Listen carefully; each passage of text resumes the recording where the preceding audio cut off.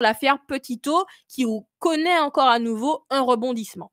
Et donc, du coup, en droit, il y a des délais légaux à respecter. Le 24 janvier 2025, Rodrigue Petitot a été mis en liberté, mais condamné dans l'affaire de ladite intrusion à la résidence préfectorale à 12 mois de prison avec sursis.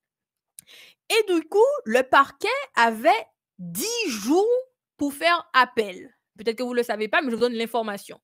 Et ne voilà-t-il pas que hier, jour pour jour, donc 3 février 2025, ça faisait 10 jours pile poil. Et comme quoi, 10 jours pile poil, il n'y a pas fait avant, il n'y a pas fait en mi-temps, il n'y a pas fait jusqu'au fil du rasoir. Le 10e jour, dernier jour, comme on dit.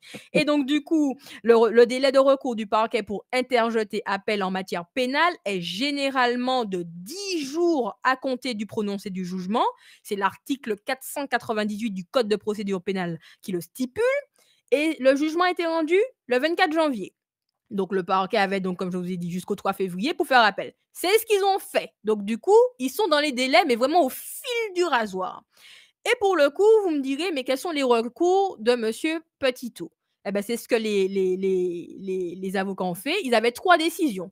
Soit accepter l'appel du parquet, donc ça veut dire que dans ce cas, l'affaire Petitot sera rejugée en cour d'appel où il pourra défendre sa position et tenter d'obtenir une décision plus favorable. La deuxième solution des avocats, c'était de former un appel incident, et c'est d'ailleurs ce qu'ils ont fait. Donc, c'est le parquet qui a fait appel, donc ils ont fait un appel incident pour déposer cet appel pour contester certaines parties du jugement. Et puis le dernier, c'est ce pourvoi en cassation.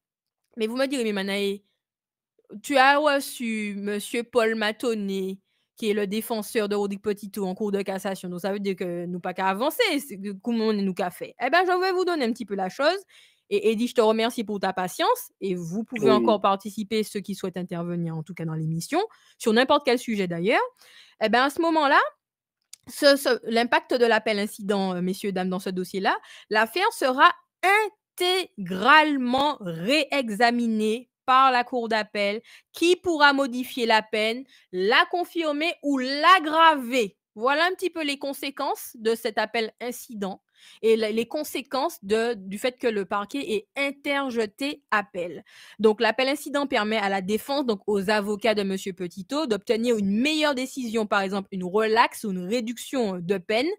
Et concernant la pourvoi de cassation du 5 décembre, parce que c'était ce qui était fait par rapport à Paul Matonnet, eh ben, sachez que le recours en appel pour la décision du 24 qui va être jugée par la cour d'appel, soit ce sera caduc, donc ce sera encore plus compliqué, ça voudrait dire qu'il faudra faire un autre pourvoi en cassation, parce que peut-être que ça n'aura pas de valeur.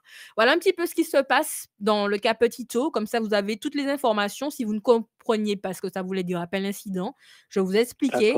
Donc c'est assez particulier en tout cas en ce moment.